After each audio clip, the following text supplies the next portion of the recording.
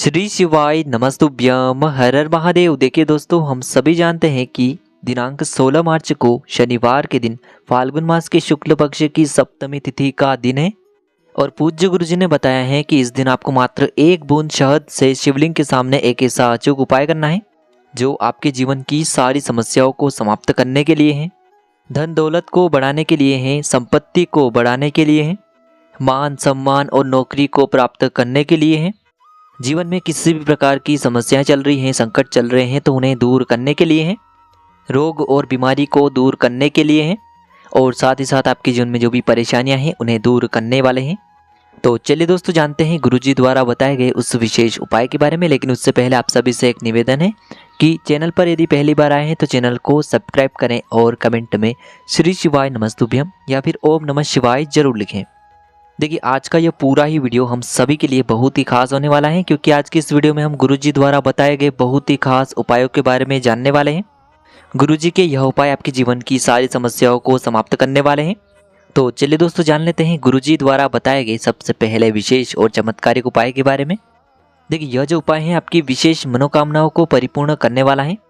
कोई ऐसी मनोकामना है जो कई प्रकार के उपाय कर लिए हैं, कई प्रकार के व्रत कर लिए हैं लेकिन अभी तक परिपूर्ण नहीं हो पाई हैं, तो फिर आपको यह उपाय करना है। इस उपाय को करने के लिए आपको मात्र एक लोटा शुद्ध जल ले लेना है और इसी के साथ में आपको थोड़ा सा शहद ले लेना है।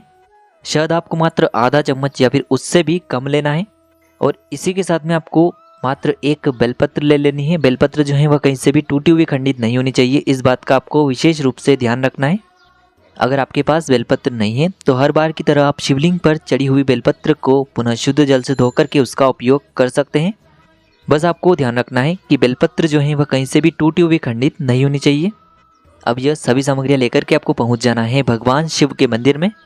देखिए, मंदिर पहुंचने के बाद सबसे पहले तो आपके पास जो एक लोटा जल है इसे आपको धीरे धीरे शिवलिंग पर अर्पित करते जाना है और लगातार आपको शिव महापुराण के मूल मंत्र श्री शिवाय नमस्तुभ्यम या फिर ओम नमः शिवाय इस मंत्र का जाप करते रहना है। इसके बाद आप जो एक बेलपत्र लेकर के आए हैं, आप सभी को पता है बेलपत्र में 3 पत्तियां होती हैं और बेलपत्र की जो सबसे आगे वाली बड़ी पत्ती होती है तो इसी पत्ती पर आपको चिकनी साइड पर शहद का लेपन अच्छे से कर देना है।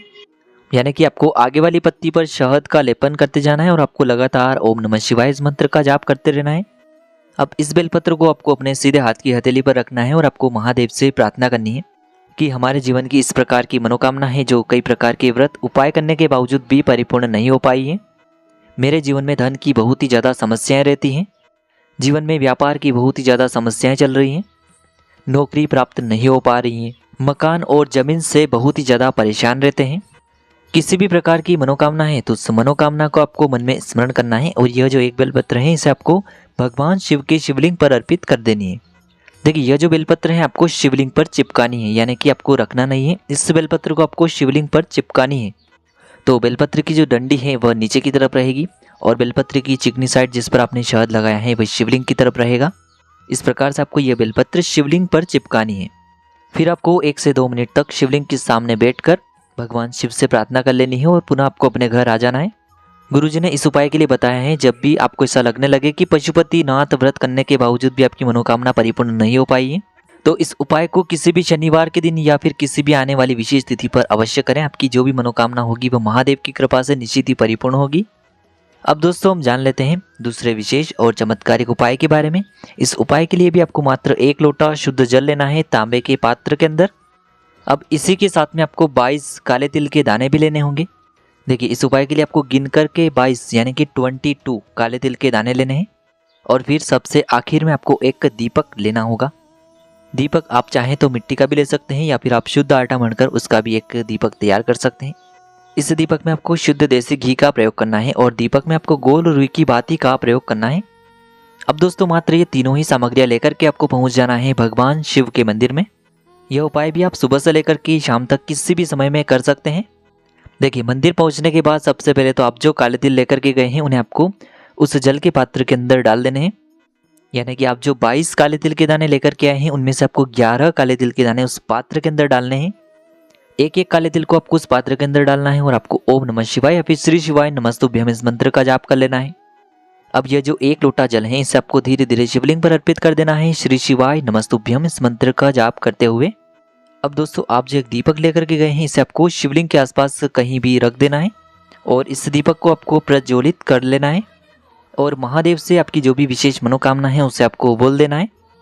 आप जिस भी विशेष मनोकामना के लिए ये उपाय कर रहे हैं उस मनोकामना को आपको महादेव से बोल देना है।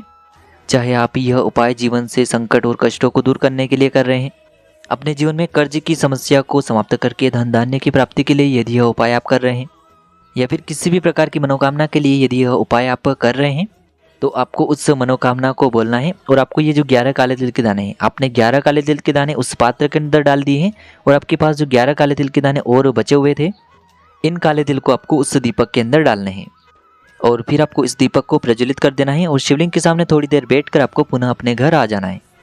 गुरुजी कहते हैं कि जो भी व्यक्ति शनिवार के दिन काले तिल के दानों का यह उपाय शनिवार के दिन करता है तो उसके जीवन में धन धान्य की वृद्धि होती है।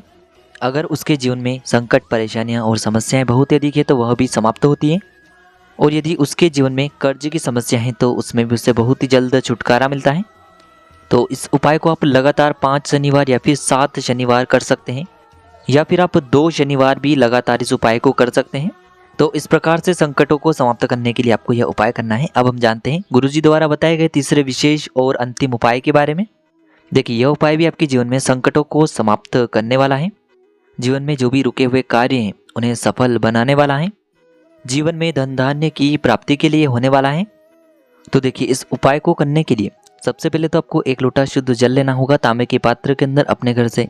इसी के साथ में आपको थोड़ा सा शहद लेना होगा और इसी के साथ में आपको मात्र एक प्यारी सी और सुंदर सी बेलपत्र लेनी होगी।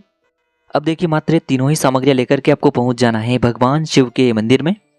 गुरुजी ने बताया है यह उपाय भी आप इस शनिवार के दिन सुबह से लेकर के शाम तक, रात्रि तक किसी भी समय में कर सकते हैं। देखिए, शिव मंदिर पहुंचने के बाद सबसे पहले तो आपके पास जो 1 लोटा शुद्ध जल है इसे आपको धीरे धीरे शिवलिंग पर अर्पित करते जाना है और लगातार आपको शिव महापुराण के मूल मंत्र श्री शिवाय नमस्तुभ्यम इस मंत्र का जाप करते रहना है। इसके बाद आपके पास जो एक बेलपत्र है और बेलपत्र की जो सबसे ऊपर वाली यानी कि सबसे आगे वाली बड़ी पत्ती होती है और इस पत्ती पर चिकनी साइड पर आपको इसी शहद से ओम बना देना है।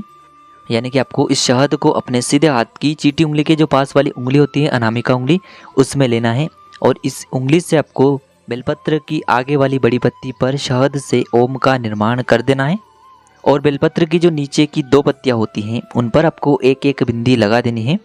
यानी कि एक एक बिंदी आपको शहद की दोनों पत्तियों पर लगानी है। अब इस प्रकार से ये जो बेलपत्र है इसे तैयार करने के बाद इसे आपको अपने सीधे हाथ की हथेली पर रखना है और आपको महादेव से प्रार्थना करनी है कि हमारे जीवन में जो भी संकट चल रहे हैं, जीवन में जो भी कार्य असफल होते जा रहे हैं, जिन भी कार्यों में हमें सफलता नहीं मिल पा रही है, लगातार जीवन में नुकसान हो रहा है, जीवन में कोई ना कोई कार्य हमेशा रुक जाता है, तो आपको अपने जीवन के सारे संकटों को दूर करने के लिए महादेव से प्रार्थना कर लेनी है और फिर यह जो एक बेलपत्र है इसे आपको भगवान शिव के शिवलिंग पर अर्पित कर देनी है। देखिए, ये जो बेलपत्र है इसे आपको शिवलिंग पर इस प्रकार से अर्पित करनी है कि जो अपने बेलपत्र की चिकनी साइड पर ओम बनाया है, एक एक बिंदी लगाई है, वह शिवलिंग से स्पर्श रहेगी और इसकी जो डंडी है वह जलाधारी की ओर रहेगी। इस प्रकार से आपको यह बेलपत्री शिवलिंग पर अर्पित कर देनी है। गुरुजी ने बताया है जो व्यक्ति इस प्रकार से शनिवार के दिन यह उपाय करता है तो महादेव की कृपा से उसके जीवन की जो सारे संकट हैं वह दूर होते हैं और उसे भी अपने जीवन में सुख, समृद्धि तथा वैभव की प्राप्ति होती है। तो दोस्तों, इस प्रकार से आज की इस वीडियो में हमने आपको शनिवार के दिन किए जाने वाले 3 महा उपाय बताने का प्रयास किया है। यदि आपको उपाय से जुड़े हुए किसी भी प्रकार के सवाल रहते हैं तो आप हमें कमेंट के माध्यम से पूछ सकते हैं। उपाय को करते समय आप किसी भी प्रकार की गलतियां न करें। श्री शिवाय नमस्तुभ्यम। हर हर महादेव।